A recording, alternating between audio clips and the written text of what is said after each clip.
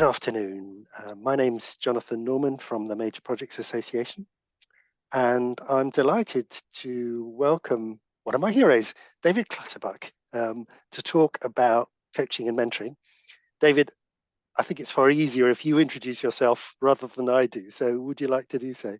Well, I've got these days. I usually introduce myself as probably the only survivor from the very origins of coaching and mentoring who isn't either dead, deaf, or demented. And I'm certainly going deaf. And you could argue as to whether I'm demented or not. But I'm having a lot of fun bringing together the perspective that you're able to bring from having been in this whole area for 45 years or more. Yeah. I mean, it's coincidental, but I saw that you published your first book in 1981, which was actually the year when the Major Projects Association was founded. So there's a nice kind of serendipity associated with that. And I thought I'd just get you to reflect across that period. How would you describe the kind of way that coaching and mentoring has developed since your early days and where we are today?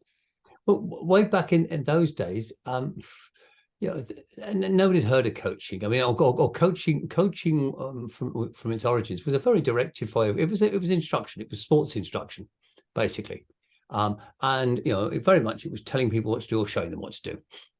And mentoring was all very informal. You didn't have structured mentoring programs, but depending where you were. If you're in the States, they tended to be about the power dimension and doing things for people. So they got an idea of mentoring there, but overseeing the career of a young man was the quote that there's the quote that comes out from the study in 1978. But in Europe, it was very much still true to the concept of wisdom and having conversations with people that enabled you using your wisdom to help somebody else become wiser.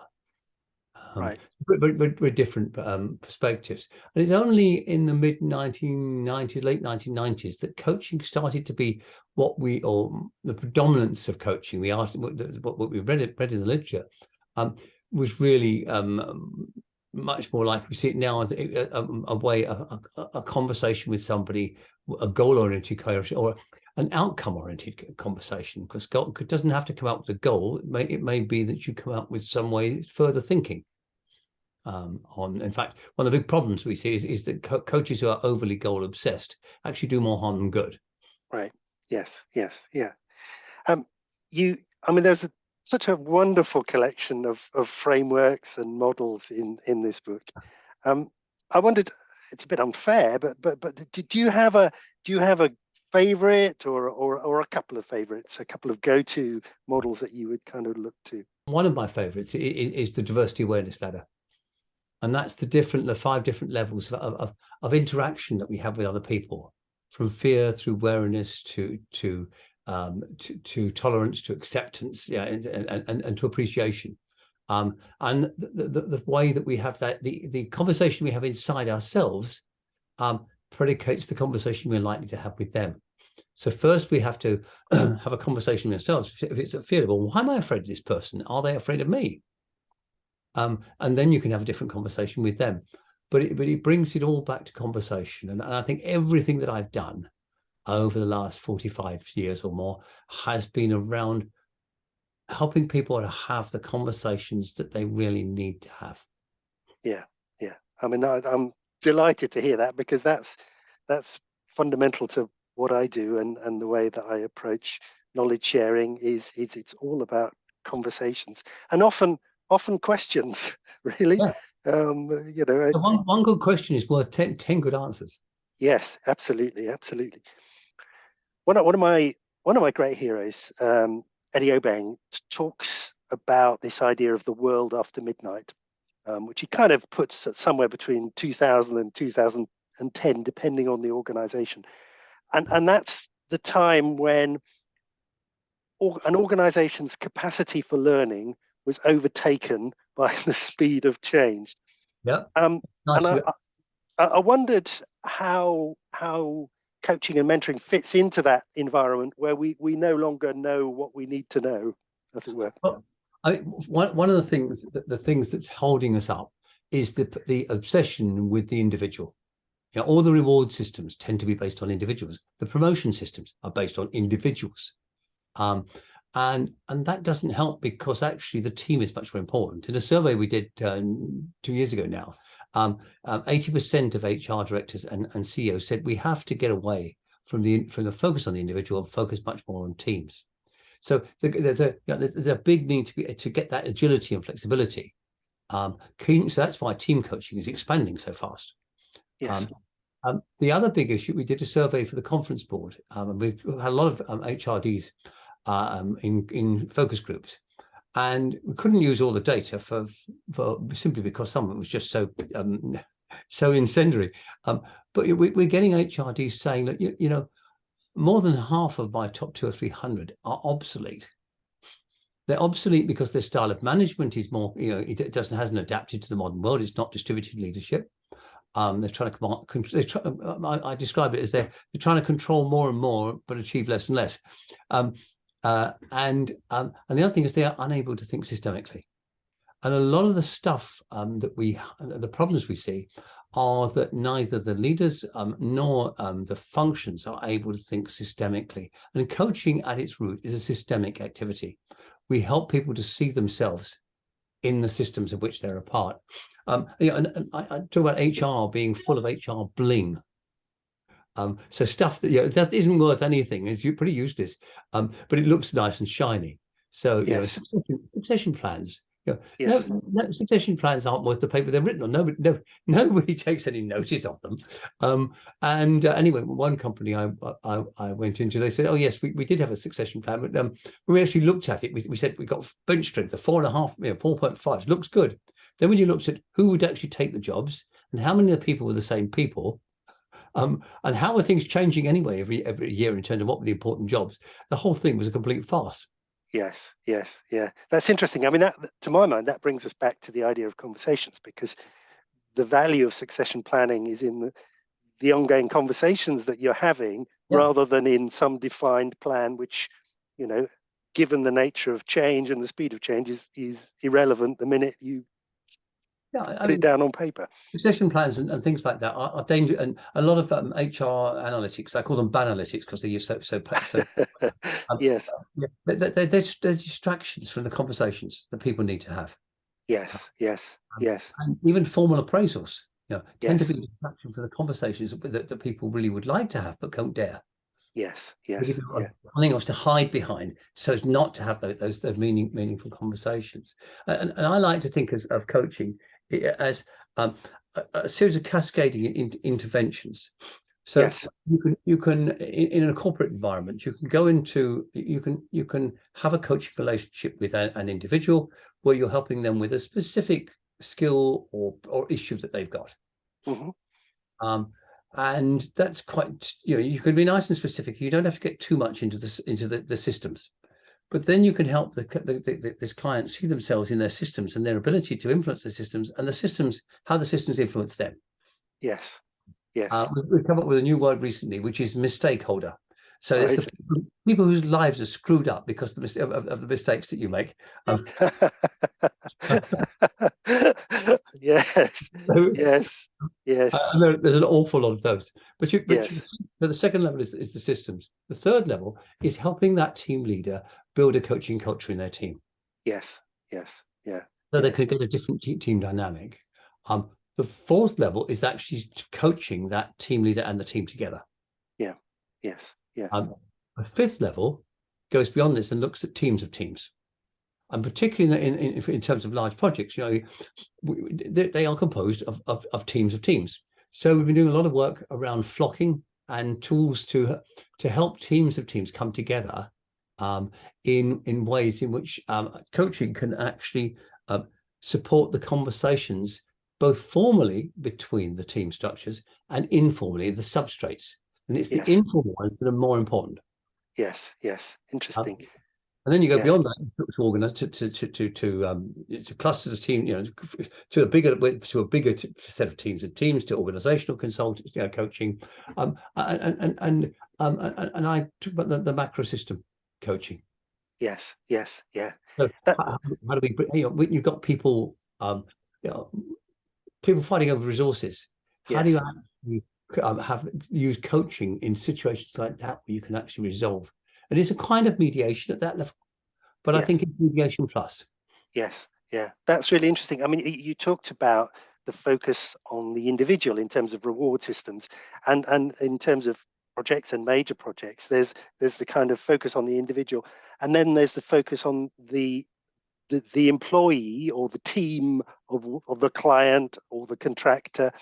So there are a number of boundaries where things kind of break down and where people are driven by either their personal self-interest or their organizational self-interest. So Absolutely. And I think another big barrier is consultancies. We've got all of this. Well, let's not mince words. We've got a lot of crap from consultants, yes, um, unevidenced nonsense, yes, which people nonetheless accept because it feels good or sounds good. Yeah, yes, and I'm thinking of Patrick Lencioni's five dysfunctions, which is deeply flawed because it assumes that all the things that go wrong with a team are internally generated, when of course that's not the case by any means. Or you've got the Tuckman's forming, storming, norming to performing. There's no evidence that this is right. In fact, the one study that's been done really to is found that only 2% of new project teams actually went through all this. Um, yes, and it's not surprising when you think that the Tuckman model was based on a desk study of cases written elsewhere of people, primarily of people in groups, not teams, are suffering from clinical depression. yes, yes, So yeah, yes, I was going to we're creating this house of cards for of what we're trying to do of what we're going to do with teams, all on a bunch of people who are mentally ill. Um, yes, and I begin to think, well, okay, I've seen some boards of directors who are or chief or executive teams who one suspects are all mentally ill, but that's not doesn't seem to be the right place to start from. We can yes, assume people are at least compos mentis. So I think there's a lot of stuff there that we need to be that's getting in the way of agility of organizational agility. And we've just launched a whole new program called Rapid Teaming, based upon the fact that you when you form a new team, particularly in a large scale project, it's probably only going to be there for 6 months at most. yes, So you can't afford to wait 6 months for it to hit performing. It's got to hit high performance from day one. So yes, how do you do that? And coaching is a key part of the answer. With yes, good coaching, you can help them to have the conversations they need that truncate all of this dancing around each other and so forth, that yes, create psychological safety and honesty. yes, yes, So I see real expanding roles for coaches yes, in this whole area of rapid teaming. yes, yes. We've talked a lot about coaching, and I didn't want to neglect mentoring. Major Project Association, we launched in last year. We at the beginning of last year we launched a peer mentoring program, and I spoke to some of the first cohort, and that was extraordinary. I mean, the experience they had and the way in which the opportunity and in some ways creating the space and time for the opportunity to talk to somebody who had similar experiences to you in a very different organization was just life affirming and transformational. Yeah. Yes, I mean, I think peer mentoring is so powerful. We've one of my favorite programs that I'm involved in. In fact, we've got a celebratory evening tomorrow night around this. Is for the CIPD, the personal organization, and that's for aspiring HR directors. So we're linking the aspiring HR director with very experienced HR directors. And the learning that takes place in that is enormous. And as Mm, part of that, we did a study where we went out and asked HRDs. What do you know now that you wish you'd known before you actually became an HRD or on the way to becoming an HRD? mm. And from the one guy who said, "Don't do it," and I think that was tongue in cheek. But the data, the things that you don't think of Yes, are yes, so powerful. Just and really a large part of mentoring. Mentoring never tells people what to do. That's complete. no, no, but it does raise awareness. And there's this big difference between giving somebody some context, Yes. helps them with the quality of their thinking, and giving somebody advice, which does the thinking for them. Yes. Yes. Yeah. I mean, it's interesting.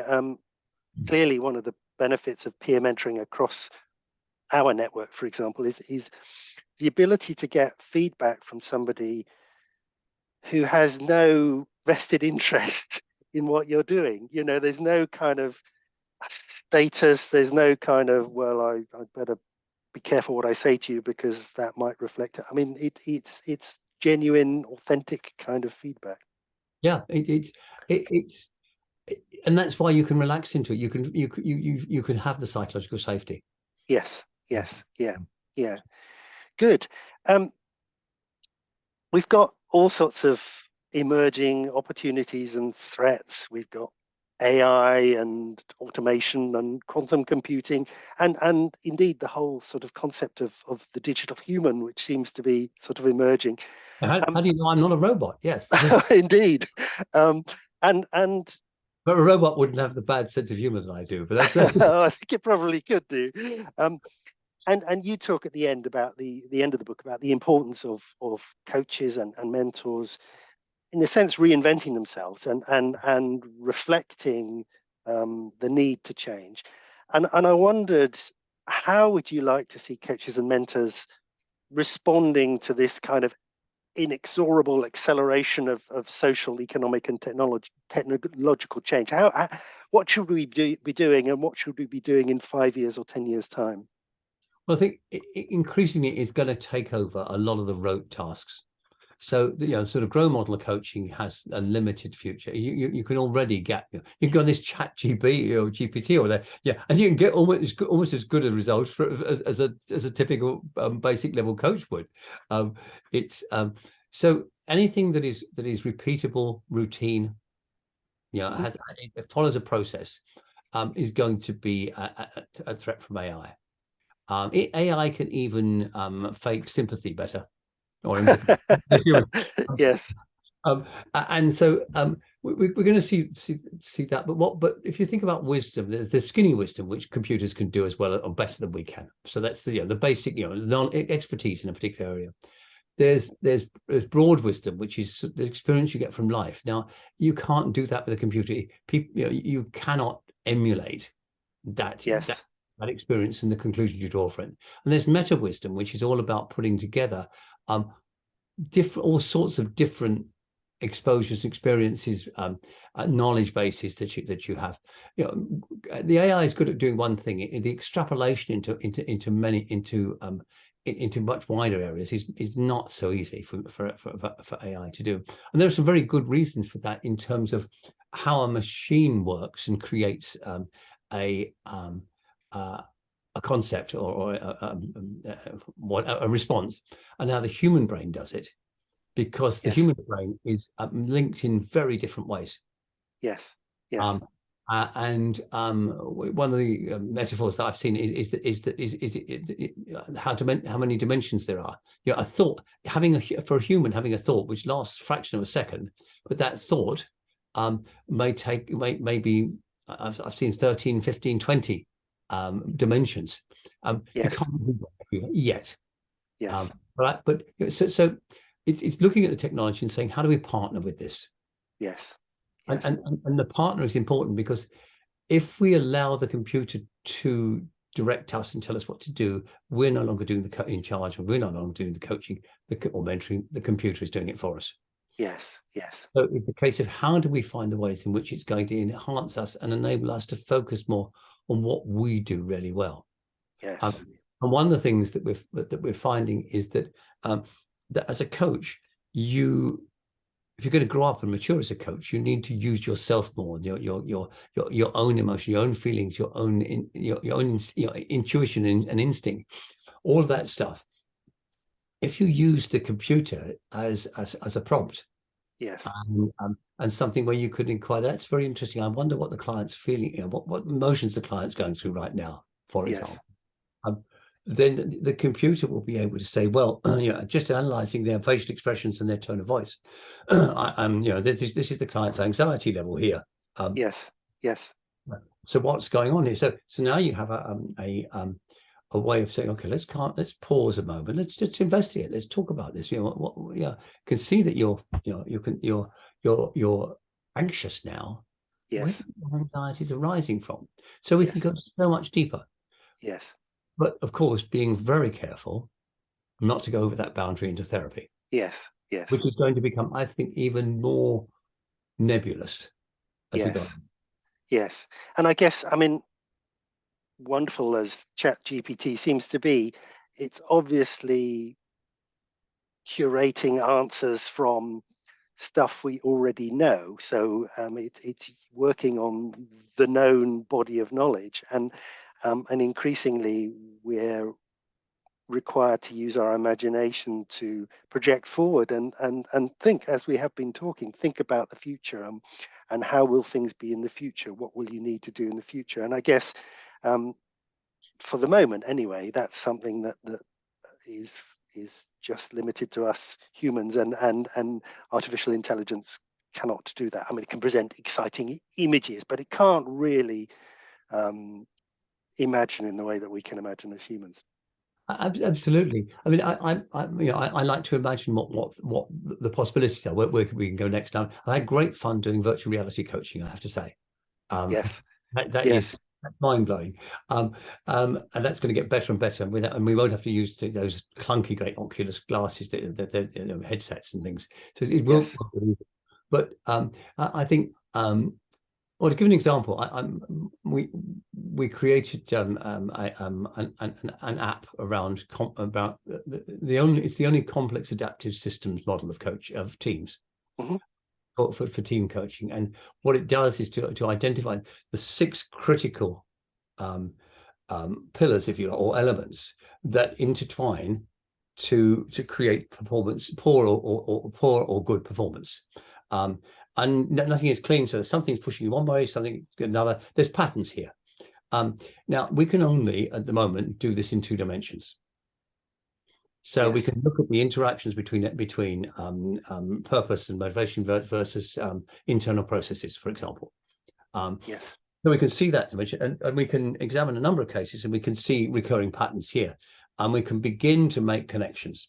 What the computer will be able to do from diagnostics and from the analysis of cases is help us to it will project a 3D image in front of us. So we're taking from 2D to 3D that will look at the interactions between these elements. Yes. So it'll be like a hologram type thing. So I can't do it on a two-dimensional computer screen, but we will be able to have just project into the room a holographic image, and we'll be able to rotate it and say, well, that's interesting. Look at the issue from this perspective and from that perspective. So I think there's a whole bunch of tools out there, not yet invented, but we are inexorably working towards.